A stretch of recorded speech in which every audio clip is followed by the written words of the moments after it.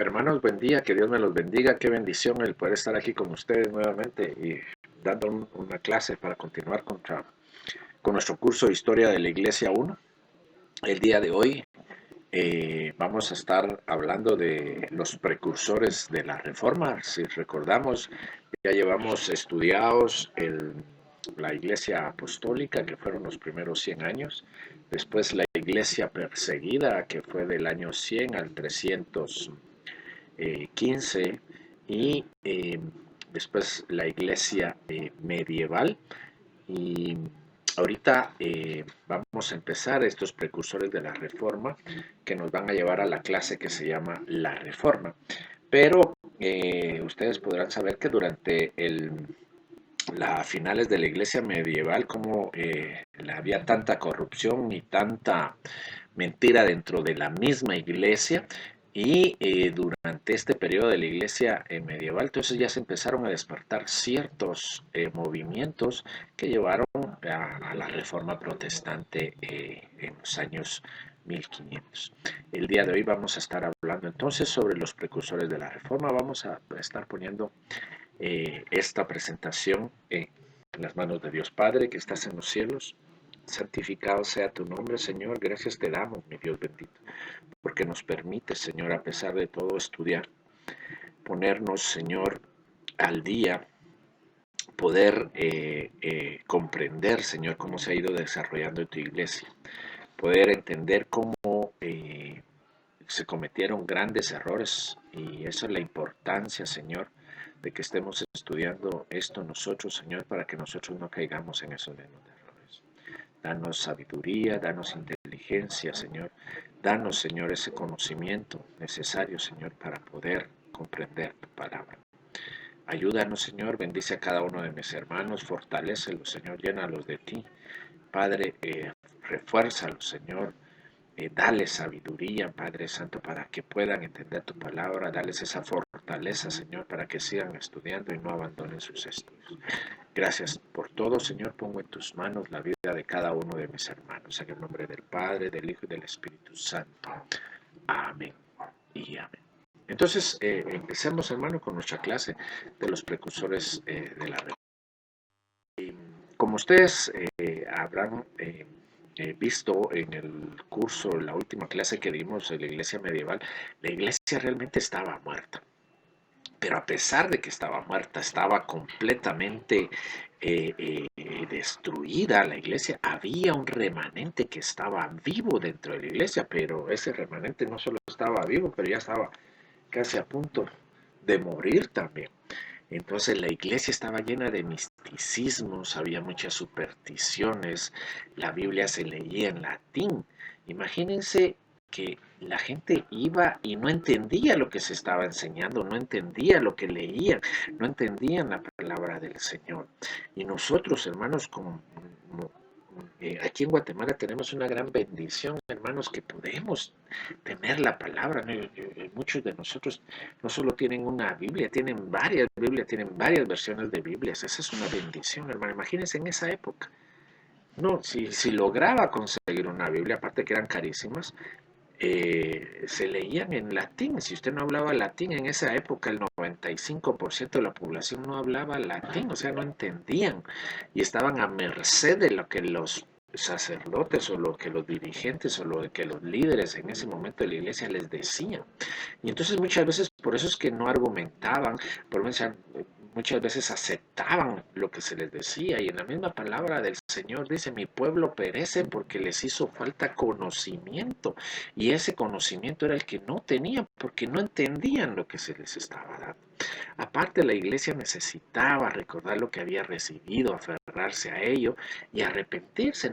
Necesitaban regresar a los fundamentos básicos, necesitaban regresar a esa iglesia apostólica del primer siglo. Eso era, en ese ambiente se encontraba la iglesia en ese momento. Pero hubieron ciertas cosas que fueron precipitando o que fueron llevando a que hubiera una reforma dentro de la misma iglesia. En Europa durante esa época hubo una hambruna mortífera. Fíjese que eran unos Los historiadores cuentan que hubieron años donde las temperaturas fueron muy frías, muy gélidas y habían lluvias torrenciales, no podían sembrar sus terrenos, se echaron a perder muchas cosechas y si no hay cosechas y si no hay siembras, no hay alimento que se produce. Entonces empezó a entrar una gran hambruna dentro de la misma población. Y la gente se estaba muriendo de hambre. Dice que mucha gente dejaba abandonados a sus hijos porque no tenía que darles de alimento y no querían verlos morir, pero no tenían cómo darles alimento. Y algunas personas llegaron inclusive al canibalismo, se comían personas, se comían a la gente que moría. Entonces esta gran hambruna empezó a cernirse sobre toda Europa.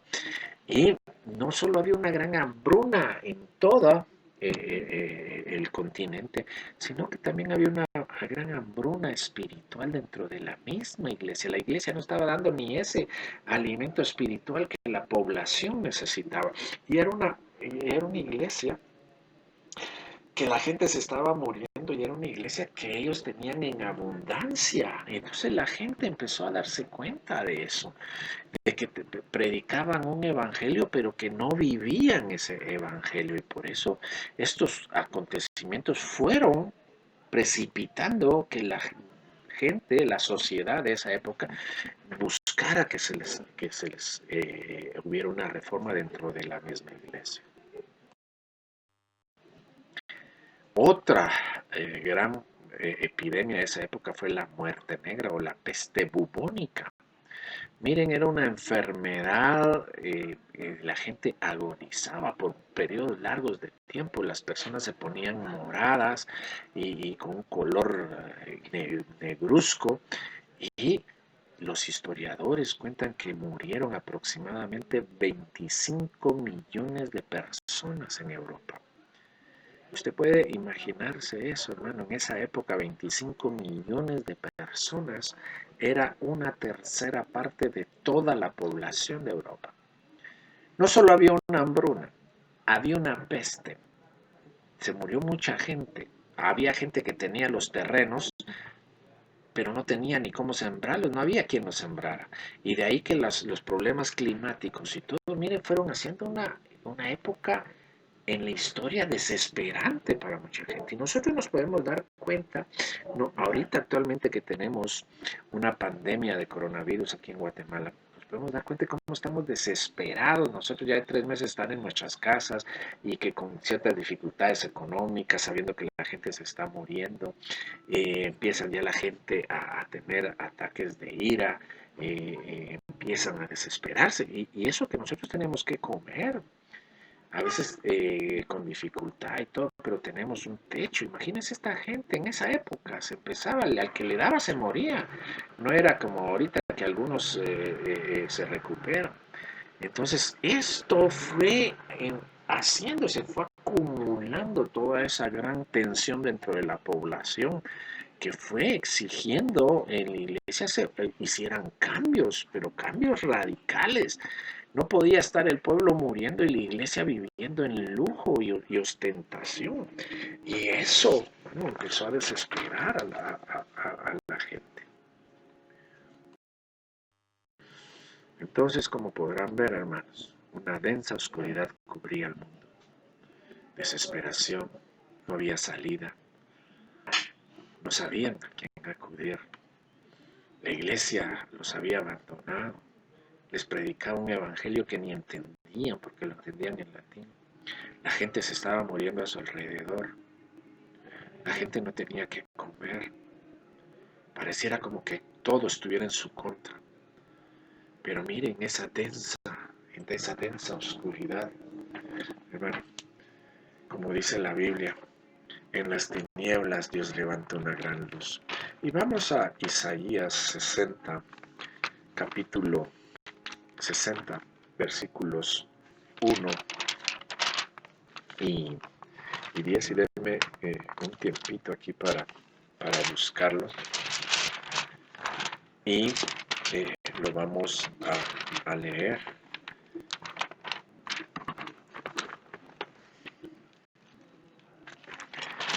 Isaías capítulo 60 versículos 1 y 2 dice así: Levántate, resplandece, porque ha venido tu luz y la gloria de Jehová ha nacido sobre ti.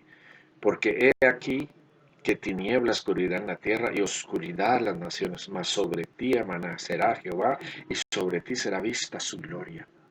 Miren, hermanos, imagínense en esa época esa gran oscuridad que se cernía sobre el mundo, esa gran oscuridad que nos empieza a cubrir a nosotros.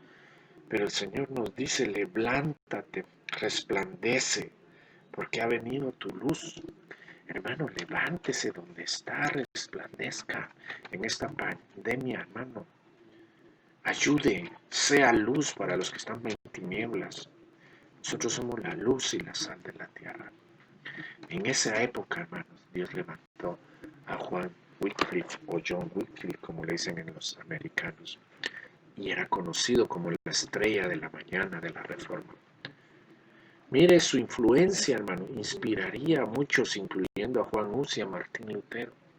Un simple joven, hermano, campesino, así como usted, como yo, nadie de importancia, no tenía un abolengo grande. Dios levantó a este hombre, hermano, porque fue alguien que se humilló delante de él y se puso al servicio del Señor. Fue ese barro en las manos del alfarero y dijo: Señor, úsame. Eso, hermano, ¿cómo de ustedes, o yo, o todos nosotros, hermanos, no nos dejamos usar por el Señor para que en esta pandemia nosotros seamos esa luz que saque de la oscuridad al mundo? Este hermano Whitfield cambió a la humanidad. Fue el precursor de la reforma. Aquí tengo una foto donde está predicando Juan Wycliffe. Él vivió de 1320 a 1384. Nació en Yorkshire, Inglaterra. Un pequeño poblado ahí, hermano. Sencillo, campesino, humilde. Pero mire, con ánimo de aprender, con ánimo de trascender. Asistió a la Universidad de Oxford, hermano, a prepararse, así como están haciendo ustedes aquí, hermano, preparándose para la batalla, preparándose para la lucha. Ustedes saben que el reino de Dios es de los que lo arrebatan, hermano. El reino de Dios es el que lo busca y lo arrebata, ¿no? Estar sentados no nos va a ayudar en nada. Busquemos al Señor. Esto hizo John Wycliffe. Asistió a la Universidad de Oxford. Mire, y se convirtió en un teólogo reconocido y gran conferencista, hermano. Es que cuando uno se pone en las manos de Dios, hermano, es que no es por sus fuerzas. Como decía Juan el Bautista, nosotros tenemos que morir para que Él crezca dentro de nosotros. Eso fue lo que hizo Wycliffe. Él murió a sí mismo para que Cristo creciera dentro de ti. Mire, y lo levantó siendo un gran teólogo, conferencista, y empezó a hablar, hermano, en los púlpitos sobre los abusos de la iglesia. Empezó a decir que las escrituras eran lo más alto de la tierra. Si las enseñanzas papales o las enseñanzas de los concilios no iban o iban en contra de lo que sea la palabra de Dios, eso no era válido, aunque lo dijeran ellos. Y entonces empezó, hermano, a hablar sobre los abusos, pero él no quería formar como Martín Lutero posteriormente. Ellos no querían hacer una división dentro de la iglesia, ellos simplemente buscaban ese cambio, esa transformación, en que se dejaran moldear por el Señor para cambiar y ser transformados a la imagen y semejanza del Señor Jesucristo. Entonces, hermano, Wycliffe llegó al punto de condenar la autoridad papal. ¿Pero por qué? Porque estaba en contra de todas las enseñanzas de la Biblia. Ellos vivían en lujos, vivían en ostentación.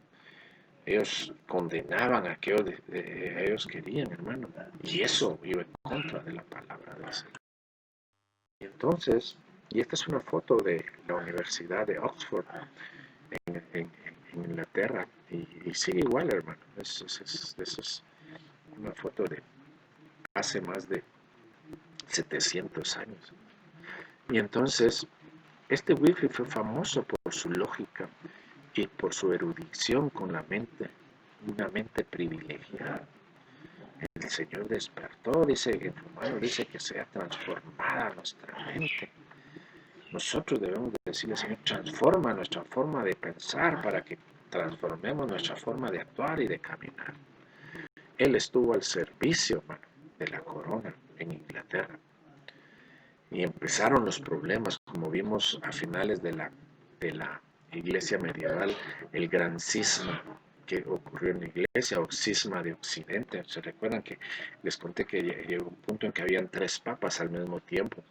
Entonces esto lo fue llevando y lo fue empujando a una posición cada vez más en contra del clero y en contra de la corona. O sea, la corona lo apoyaba al principio, pero él también se dio cuenta, es que el Señor no tiene nada que ver en política y no tiene que nada ver en misticismo y doctrinas dadas por los hombres. Entonces él empezó, hermano, a cada vez a predicar en contra porque se estaban separando de la palabra del Señor. Él predicó mucho sobre el señorío de Dios. El señorío de Dios es el que nosotros nos debemos de guiar, nos debemos de reconocer, no el señorío de un papa. Esto fue empujando, hermano, la iglesia. La iglesia ya al oír esto lo empezó a ver ya con malos ojos y lo empezaron algunos empezaron a verlo a tratarlo como un hereje porque iba en contra de las enseñanzas de la iglesia.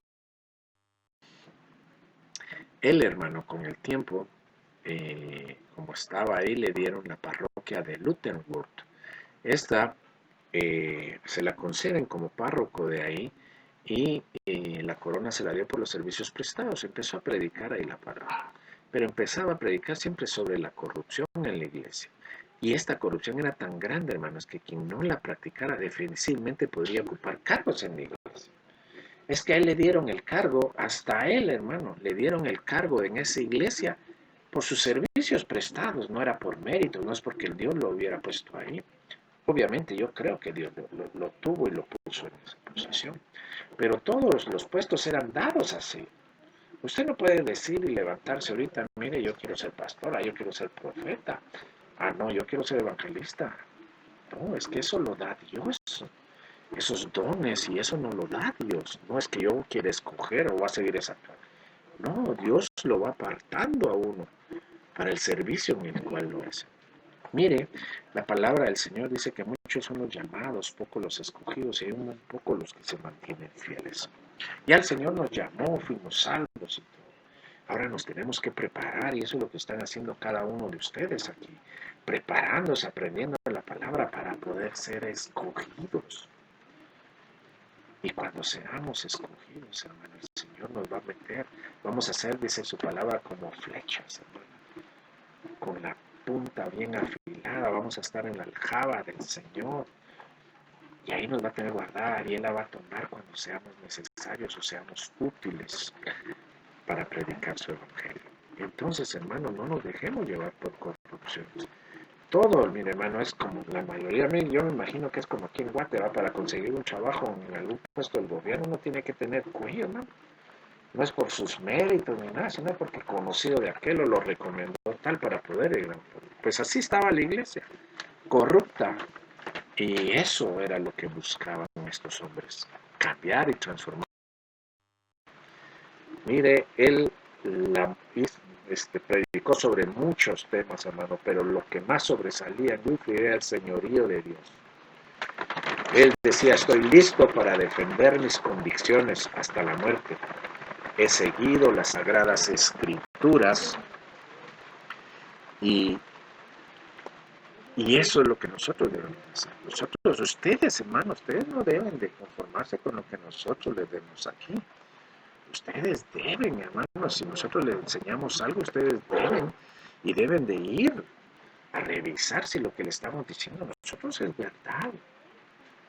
Amén. Y entonces Whitfield predicaba que no hay otro señorío que el de Dios. Cualquier criatura tiene un dominio o señorío sobre otra solo porque Dios se lo ha dado. Los sacerdotes y los líderes religiosos tienen dominio sobre sus ovejas porque el Señor se las ha dado, pero las ovejas no son de ellos. Él solo se las ha dado para que las cuiden. Pero el señorío es del Señor. El señorío es el dominio de Dios. Y eso es lo que nosotros debemos reconocer. Entonces hablaba de un señorío falso y puramente humano. Y mire, les pongo aquí una foto de un papa de ese periodo. Porque ellos creían tener el señorío. Y ese era un señorío falso y humano. El señorío es de Dios, hermano. En lugar de ser verdadero señorío, es una usurpación. Ustedes, en la clase que yo les di de la iglesia medieval, yo les conté que habían papas que se creían superiores a los hombres, únicamente inferiores a Dios, y que ellos eran el enlace entre Dios y los hombres.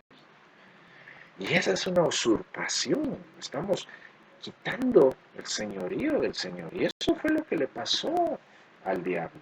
De repente empezó a querer la adoración y el señorío que tenía el Señor, y el Señor lo terminó expulsando, y con él se vino un tercio de los ángeles del cielo. Y entonces, hermano, Jesucristo es a quien pertenece todo dominio. No vino a ser servido, sino para servir. Y esto era lo que no hacían los mismos papas. Esto era lo que no hacían los líderes religiosos. Vivían en ostentación, vivían en lujos, todos les tenían que servir. Ellos no servían, a ellos les servían. Y el señorío que busca su propio bien antes que el servicio de los gobernados es tiranía y es usurpación. Nosotros estamos para servir, no para que nos sirvan. El mismo Señor Jesucristo dice que se humilló, se despojó de ser el Hijo de Dios y se volvió hombre. Él vino a servir, él mismo dice, yo no vine a ser servido, sino a servir. Miren, el papado se dedicaba a imponer impuestos para su propio provecho, para tener más ganancias, y el pueblo muriéndose de hambre, el pueblo muriéndose de una peste negra. Mire, la gente empezó a ver a la iglesia como opresores, como una tiranía, como alguien que no compartía su sufrimiento. Y esto empezó a bullir y a hervir esto, hermano, dentro de la gente, que ya empezaban a buscar un cambio en esa época. Aparte, hermanos, Wycliffe escribió mucho sobre el reino de Dios, y él refería o indicaba que el Evangelio de Jesucristo es la única fuente de la religión verdadera. Eso, no había otra, hermano. Las escrituras por sí solas es verdad. Excluía lo que se decía en los concilios y todo, hermano. Si no estaban basados en las escrituras, no tenían importancia. Habían papas que lo que se decía en el concilio era más importante que las escrituras. Entonces, hermano, la doctrina que él llamó dominio establece el hecho de la relación personal con Dios y la responsabilidad no ante los hombres. Debemos nosotros tener una relación personal con Dios. Yo siempre les he dicho aquí, hermanos, que en la medida que usted se meta con Dios, Dios se va a meter con usted. En la medida que usted busque al Señor, el Señor se va a acercar. En la medida que usted toque la puerta, Él le va a abrir. Busquemos al Señor en nuestra casa, ahora que estamos en confinamiento, hermanos, tengamos un lugar ahí especial donde nos podamos hincar y orar y esperar en el Señor. Busquemos eso, hermano, busquemos esa relación con el Señor. Entonces, Wycliffe decía que toda la autoridad es de Dios y todo lo que se ejerce en autoridad son responsables ante Él. Nosotros tenemos un discipulado, hermano. Nosotros tenemos que dar cuentas al Señor. Usted es pastor de una iglesia, tiene que dar cuenta al Señor por sus ovejas, por las ovejas que Él les ha dado a su cuidado. Entonces, pero no son nuestras, la autoridad es de Dios. Mi iglesia, dicen muchos pastores, mi iglesia. Y no es de ellos, es del Señor, si solo se las está dando para que las cuide, para que la pastoree. Entonces tengamos mucho cuidado en eso. Hablaba también este hermano Wycliffe de que la iglesia es el conjunto de los predestinados. Y más adelante, cuando miremos a Calvino y todo, van a ver que empezaron a tener ciertas sus diferencias. Juan Calvino, Martín Lutero y todo. A Juan Calvino se dedicaba mucho que salvo siempre es salvo. Uno media vez era salvo, ya no perdía su salvación. Y eso lo vamos a estudiar más adelante. Pero Wycliffe dice que la verdadera iglesia es invisible. ¿Pero por qué? Dice, ¿cómo que no la vamos a ver? Dice que la iglesia visible e institucional hay réprobos junto a los predestinados. Mire, muchos de nosotros pensamos en la iglesia, nos imaginamos un templo, una casa con una crucita encima. No, esa no es la iglesia. La iglesia somos nosotros, cada uno de ustedes, donde hay dos o tres en mi nombre, ahí estaré yo, dice el Señor. Esa es la iglesia, hermano. Nosotros somos el templo del Señor, nosotros somos la iglesia. Entonces, pero ¿cuánta de la gente que va a la iglesia, hermano, no sigue en pecado, no camina en pecado? Tengamos cuidado, hermano, usted, yo, todos. ¿Cuántos de nosotros no andamos en pecado? Y eso, por eso es que Ruth decía esa iglesia, la iglesia verdadera es invisible, porque la que miramos, esa muchas veces no es la iglesia. El hermano Matt Simpson dice que cuando estemos en el cielo nos vamos a admirar porque vamos a ver a mucha gente que ni nos imaginamos que iba a estar ahí. Y a los que nos imaginábamos que iban a estar ahí, ni van a estar ahí. ¿Cuántos de nosotros no fingimos ser cristianos? ¿Cuántos de nosotros no decimos ser hijos de Dios, pero no caminamos como hijos de Dios? Entonces, aquella verdadera iglesia es la que obedece la voluntad de Dios. ¿Por qué?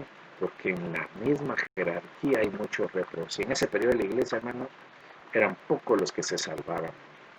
Entonces, Wycliffe declaró que el Papa se contaba entre esos réprobos y llegó a llamarle el anticristo. Imagínense, hermano. Qué valor el de este hermano, porque lo podían haber quemado, lo podían haber martirizado como hereje. Entonces es muy importante traducir la Biblia al idioma vernáculo y devolvérsela al pueblo. Esto él decía, hombre, la gente tiene que entender lo que está leyendo y hay que dársela al pueblo. Eso no es exclusivo de los líderes o de la iglesia. La iglesia tiene que, el pueblo tiene que conocer la palabra y predicarla. Antes de hablar de Juan Hus, Wycliffe llegó al punto de que se empezó a traducir la palabra, las escrituras al inglés. Juan Hus, muy influenciado, un siervo muy grande delante del Señor, empezó a buscar al Señor y él también tenía muchos de los pensamientos que tenía Wycliffe y él vivió en 1370 y 1415. Algunos documentos pueden variar la fecha de nacimiento y puede variar la fecha de su muerte porque no eran como que muy exactos, pero más o menos en ese periodo vivió. Entonces Juan Hus fue hijo de una pequeña familia campesina que vivía en la aldea de Kuznik, Bohemia, que ahora es República Checa. Ahora ustedes refieren que esta Bohemia después se convirtió en República Checoslovaquia hace poco, después de que cayó el muro de Berlín y todos esos cambios que hubieron ahí, se separó la República Checa de Eslovaquia. Entonces, ahora es actualmente República Checa. Fíjese que, bueno, es campesino también. Mira la gente que usa el Señor para cambiar y para hacer transformaciones grandes dentro de su iglesia. A los 17 años dice que ingresó a la Universidad de Praga y ya en 1402 llegó a ser rector y predicador de la capilla de Belén. Predicó sobre una necesidad de una reforma de la iglesia y se volvió el centro del movimiento reformador. Él empezó como Wycliffe con fuerza, hermano, a predicar en contra de la iglesia. Había mucha corrupción, había mucha misticismo, y entonces él empezaba a predicar con fuerza esto. Esta gente, hermanos, como les digo y les recalco, ellos no querían dividir la iglesia, ellos solo querían transformarla, que se volviera esa iglesia una iglesia verdadera, y eso es lo que buscaban. Él en la Universidad de Praga, y esta es una foto actual, pero esta universidad fue fundada en 1348.